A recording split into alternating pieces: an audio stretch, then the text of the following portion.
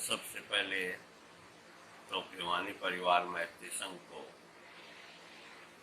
मैं बधाई देना चाहूँगा और आभार भी जताना चाहूँगा कि उन्होंने मुझे आपसे सीधे जुड़ने का एक अवसर प्रदान किया। चाय पर चर्चा, संवाद अपनों से, ज्ञान गंगा और पुस्तक प्रभात। वास्तव में कोविड-19 के दौर में लॉकडाउन व अनलॉकडाउन में पुस्तकों से मैत्री होने से अच्छा मुझे कुछ नहीं लगता। इसी की चरितार्थता पुस्तक प्रभात के रूप में हमारे समक्ष है। अपने विषय पर आते हुए मैं आपको बताना चाहूँगा कि आज मैं डॉक्टर बहादुर सिंह की जीवनानुभव का चित्रांकन करने वाली पुस्तक हरियाणवी जनेतों बारातों का सामाजिक एवं सांस्कृतिक अध्ययन के बारे में चर्चा करूंगा। प्रस्तुत पुस्तक विवेक publishing house, Dhamani market, Chaura रास्ता, जयपुर से 2018 में प्रकाशित हुई है। 250 रुपये मूल्य की ये पुस्तक 135 पृष्ठों में सिमटी है। हालांकि पुस्तक के नाम के अनुसार इसमें चित्रांकन का क्षेत्र संपूर्ण हरियाणा ठहराया गया है। जब हम इसका अवगाहन करते हैं तो हमें एहसास होता है कि इसमें दक्षिणी हरियाणा की झांकी देखने को मिलती है। विशेष रूप से वर्तमान में हरियाणा के भिवानी, चरखी दादरी, हिसार, महेंद्रगढ़ का क्षेत्र इसके अंतर्गत है। हरियाणा के अतिरिक्त इसके साथ लगते राजस्थान के शेखावाटी क्षेत्र का अंतर्भाव भी इसमें हुआ है। ये समस्त चित्र ग्रामीण परिवेश की वैवाहिक संरचना को साकार करने वाले हैं। डॉक्टर बहादुर सिंह इस बात को स्वीकार करते हुए लिखते हैं, पुस्तक में आए जनेती किस्से हैं तो सत्य, पर इन जनेतों में चढ़ने वाले जनेतियों, इनमें फेरे लेने वाले दूल्हों, बींदनियों, रिश्तेदारों आदि के नाम हरियाणवी गांवों में पाए जाने वाले साधारण नाम हैं, जो हर घर अथवा हर गांव में पाए या सुने जा सकते हैं। इन गांवों या नामों को लेकर कोई पाठक ये न समझ बैठे कि ये जनेती किस्सा तो मेरा या मेरे किसी काके चाचे के लड़के या लड़की से जुड़ा है, अथवा ये सारे नाम व बातें तो मेरी या मेरे ही परिवार अथवा रिश्तेदार किसी ब्याह शादी से जुड़ी हुई है। हरियाणा प्रदेश के ग्रामीण व किसानी जीवन से जुड़े ब्याह शादियों के संस्मरण लगभग सारे प्रदेश में एक जैसे ही हैं। यहाँ अपने अनुभवों की सीमा को लेखक ने सहजता से ही स्वीकार कर दिया है। अपने संस्मरणों में 60 साल के लंबे कालखंड को अकेले ही उन्होंने समेटा है। पहले जीवन की गति इतनी शिथिल थी कि पीढ़ियों के बाद भी परिवर्तन की थोड़ी झलक मिलती थी, लेकिन आज तो देखते देखते रूप स्वरूप सब ही कुछ वर्षों में बदल जाता है। अतः लेखक ने 1955 से 80, 1980 से 2000 तथा अगले एक दशक में अभूतपूर्व रूप से विवाह के तथा बारातों के बदलते स्वरूप के सजीव चित्र प्रस्तुत किए हैं। पैदल मार्ग पार कर पहुंचने वाली जनेत धीरे धीरे ऊँटों पर आई, ऊँटों से ऊँट गाड़ियों में चढ़ी, फिर ट्रैक्टरों, बसों और रेल से जाने लगी। 21वीं सदी के आते आते विकास की रफ्तार इतनी बढ़ी कि आज हर अपनी गाड़ी पर है।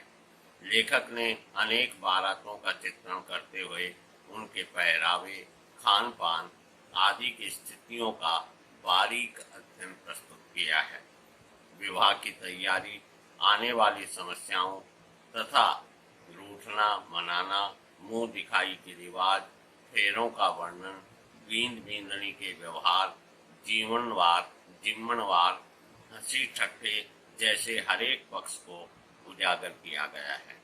इस सारे चित्रण से तत्कालीन लोगों की सोच, व्यवहार एवं सामाजिक सरोकारों का हमें सटीक परिचय मिलता है। तत्कालीन समाज के अंदर यदि देखें तो समाज में नैतिकता की जड़ें बहुत ही मजबूत थी। डॉक्टर बहादुर सिंह ने विवाह के विभिन्न संस्मरणों का उल्लेख करते हुए इसको गहराई से उकेरा है। वैसे भी गांव में तात्कालिक दौर में नैतिकता के लिए अपने अपने नियम उपनियम बने हुआ करते थे। जैसे बारातियों का तहमत बांध कर न घूमना, गांव में तहमत होता जनेत के साथ मनोरंजन के लिए लाई गई सांग मंडली द्वारा सांग गांव के बाहर ही आयोजित करवाना, सांग में या सांग को देखने के लिए महिलाओं पर रोक, कैमरों से गांव में फेरों या अन्य रस्म रिवाज के दौरान फोटो खींचना आदि अच्छा न माना जाता था। इस प्रकार सभी तरह के नैतिकता के मापदंड इनके द्वारा अपनाए जाते थे। खाने की यहाँ तक बात की जाए, कच्चा और पक्का खाना दोनों प्रकार के खाने होते थे। एक उन्होंने नई चीज इसमें रेखांकित की है कि कई जो कंजूस किस्म के व्यक्ति होते थे वो घी डालते वक्त बूरा के अंदर पंचतुरे का घी डाला करते थे। पंचतुरे की घी की व्याख्या करते हुए उन्होंने बताया कि घी के अंदर 5 उंगलियों को डुबोकर फिर उनसे घी जो है बूरा के अंदर टपकाना, इससे जो है घी बहुत कम ही खर्च हो पाता था।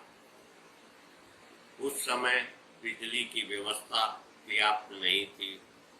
ऐसे में लालटेन आदि की रोशनी में ज्यादा हुआ, कुछ संपन्न घर हुआ तो गैस आदि की व्यवस्था की जा सकती थी। पेट्रोमैक्स के माध्यम से ही सारे कार्य निपटाने होते थे।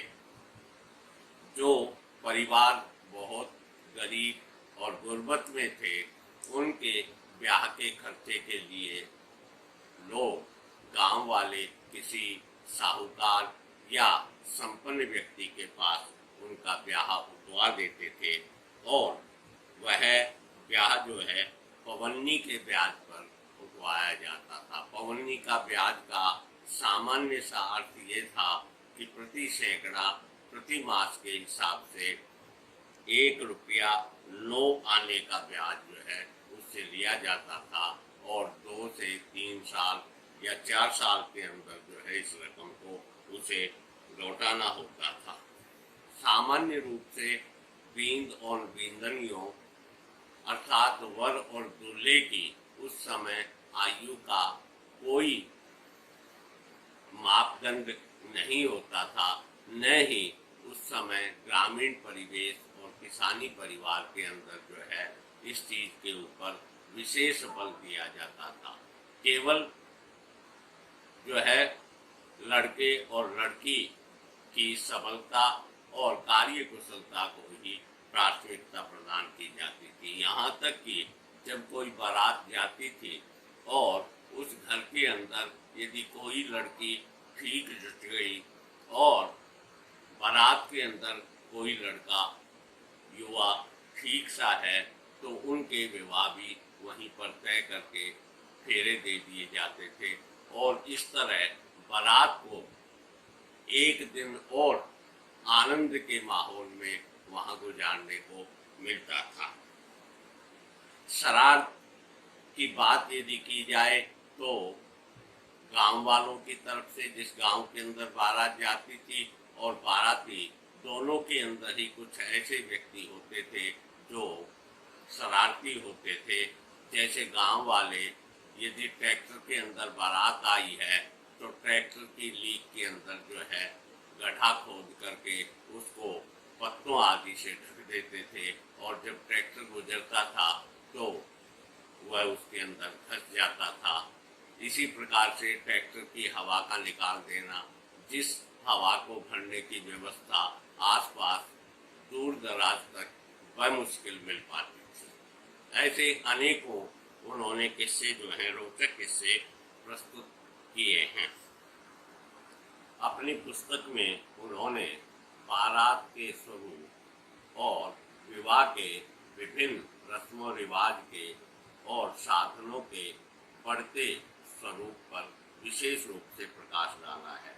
जैसे बारातें पहले मनोरंजन के लिए अपने साथ सांग की टोली या भजनियों को लेकर के जाती थी। धीरे धीरे सांग और भजन से हट कर के धतुर रेडियो आया, जिसके ऊपर जो है रिकॉर्ड बजाए जाते थे। फिर तुर्री ताशे आए, फिर बाजे वाले आए, फिर बिन पार्टी वाले आए, और अब आते आते जो है आइटम डांस और इवेंट मैनेजमेंट तक इन चीज़ों में होने लगा है। प्राचीन काल में शराब का प्रचलन विवाहों के अंदर बहुत कम था, जो आज बड़ी तीव्र गति से बढ़ता जा रहा है। इस नए दौर के अंदर उदारीकरण, भौतिकतावाद, राजनीति का प्रभाव भी विवाहों के ऊपर और बारातों के ऊपर देखने को मिलता है, जिसका बड़ा सटीक विश्लेषण वे आधुनिक दौर की बारातों के अंदर जो है इनका वर्णन करते हैं। पुराने जमाने से लेकर के आज तक का ये जो दौर परिवर्तन है, इसको बड़ी सजीवता और सकारात्मकता के साथ उन्होंने उभारा है, और जगह जगह देसी लहजे के अंदर जो है उनकी उक्तियों को ज्यों का त्यों उल्लिखित करते हुए उन्होंने बड़ा ही इसे रोचक बना दिया है। जब हम इस पुस्तक को पढ़ते हैं तो निसंदेह हमें जो पीढ़ी आज 60 से ऊपर, 50 से ऊपर जा चुकी है, निश्चित रूप से उन्हें ये समण सजीव से और अपने से लगते हैं। मैं डॉक्टर बहादुर सिंह को इस सफल प्रस्तुति के लिए जो है धन्यवाद देता हूँ।